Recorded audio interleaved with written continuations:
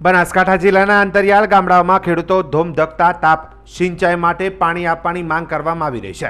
ત્યારે દિયોદર લાખણી કાંકરેજ તાલુકાના ખેડૂતો સુજલામ સુફલામ કેનાલમાં પાણી છોડાવવા દિયોદર મામલતદાર કચેરી ખાતે એકઠા થયા હતા અને બાજરીના પાક પાણી વગર સુકાઈ જતા સૂત્રોચ્ચાર કરી પાણી છોડવાની માંગ સાથે આવેદનપત્ર પાઠવ્યું હતું।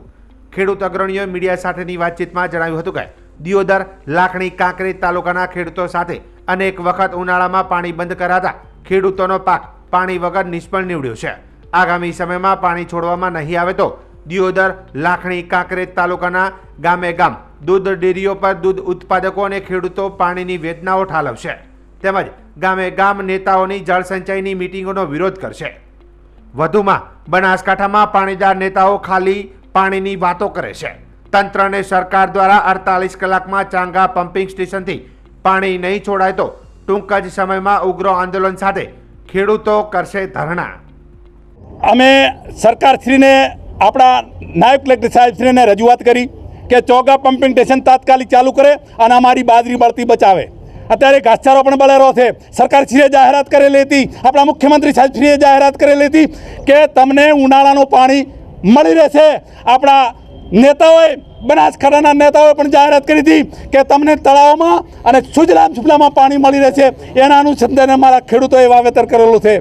અમે સરકારશ્રીને કહેવા માગીએ છીએ કે 48 કલાક સુધી અમારી ચોગા પમ્પિંગ સ્ટેશન ચાલુ થવું જોઈએ, ન કે ધરણા થશે અને આંદોલન થશે એની જવાબદારી સરકારશ્રીની રહેશે। અને ત્યાં સુધી અમારા વિસ્તારની કોઈ પણ નેતા કોઈ પણ પ્રોગ્રામ ના કરે અને દરેક ગામની અંદર ડેરીએ ખેડૂતો એકઠા થશે અને આ અમારી પાણીની વેદનાના વિડીયો વાયરલ કરશે। આવેદનપત્ર આપ્યા પછી પ્રાંત અધિકારીઓની મિટિંગ કર્યા પછી શું નિર્ણય લેવામાં આવ્યો છે?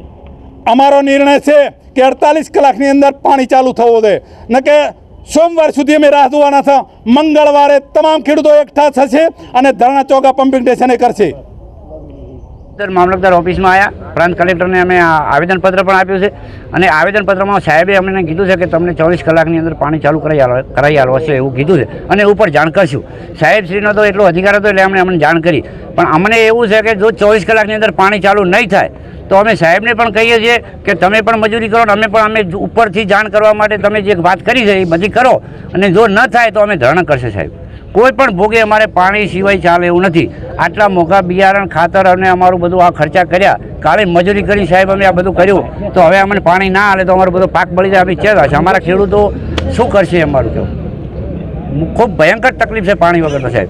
જો પાણી ના મળે તો અમારું બધું ઘાસચારો બળી જાય છે બધું। આગામી કાર્યક્રમ શું છે? આગામી કાર્યક્રમ સાહેબ મંગળવારના દિવસે જો પાણી ચાલુ નહીં થાય તો અમે મંગળવાર સુધીમાં એમની રાહ જોવો ને કે મોટા પાયે ધરણા કરશે। લાખોની સંખ્યામાં ખેડૂતો આવશે અને જે કંઈ પણ થશે ને જે કંઈ પણ બનશે એની જવાબદારી સરકારશ્રીની રહેશે। અમારે ચર્ચા છે, પ્રાંત અધિકારી અમને આશ્વાસન આપ્યું છે કે મારા લેવલથી જે પણ રજૂઆત કરવાની હતી કલેક્ટર સાહેબશ્રીને, પાણી પુરવઠાના મંત્રીશ્રીને જે પણ એમને આવતું હતું એ લોકોએ કર્યું છે બરાબર। અને હવે એમને કીધું છે કે પાછો વળતો જવાબ અમે આપીશું, પરંતુ અમે ખેડૂતો એક અલ્ટિમેટ આપીએ છીએ 48 કલાકની અંદર સોમ અથવા મંગળવારની સુધી જો પાણી ચાલુ નહીં થાય તો અમારી તૈયારી પૂરેપૂરી ધરણા કરવાની છે અને એની જે પણ સ્થિતિ થશે એની જવાબદારી સરકાર રહેશે। પાણીને લઈને અત્યારે વેદના શું છે? પાણીને લઈને વેદના છે ને એ આ એસીના ચેમ્બરમાં બેઠેલા લોકો કદાચ નહીં જાણી શકે। એ ગ્રાઉન્ડ લેવલે આવીને જ્યારે ખેડૂતના ખેતરે આવીને પરિસ્થિતિ જોશે ને તાર ખબર પડશે। બાકી તાયફા કરવાવાળા લોકોના ખબર ના પડે કે હાલ ખેડૂતની સ્થિતિ શું છે। એ લોકોને તો બસ એમના રોટલા શેકવામાં જ અત્યારે ધ્યાન છે, ખેડૂત અમુક કોઈને ધ્યાન નથી। ખેડૂત માત્ર એક વોટ બેંક બની ગયો અત્યારે, કોઈ લોકોને ખેડૂતની ચિંતા નથી। માત્ર ને માત્ર દેખાવા પૂરતી જ આ એક લાગણીઓ છે, બાકી વાસ્તવમાં આવી કોઈ લાગણી કોઈ નેતાને ખેડૂતોથી છે જ નહીં। આ એક દાયકાની અંદર અમે જોયું છે। હા, બતાવેલા છે ને, ગામની અંદર નેતાઓ આવ્યા તો નેતાઓ પાસે ખેડૂતોના પ્રશ્નોના જવાબ નહોતા, આ પરચા ખેડૂતો બતાવેલા છે અને સ્થિતિ ઓનાથી અઘરી થવાની છે। અગાઉ આવનારા સમયમાં સ્થિતિ જો આ લોકોએ ખેડૂતની વાત ના સાંભળી તો સ્થિતિ ઓનાથી વધારે ખરાબ થવાની છે અને એના જવાબદારી પોતે જ હશે। પાણી છોડવામાં ના આવે તો પરિસ્થિતિ કેવી થશે? પાણી છોડવામાં ના આવે તો અત્યારે હાલની તારીખમાં તો ખેડૂતોને બહુ મોટું નુકસાન વેઠવું પડે એમ છે, પણ એ નુકસાન પાછળથી પછી નેતાઓને વેઠવું પડશે, એમાં કોઈ શંકાને સ્થાન નહીં।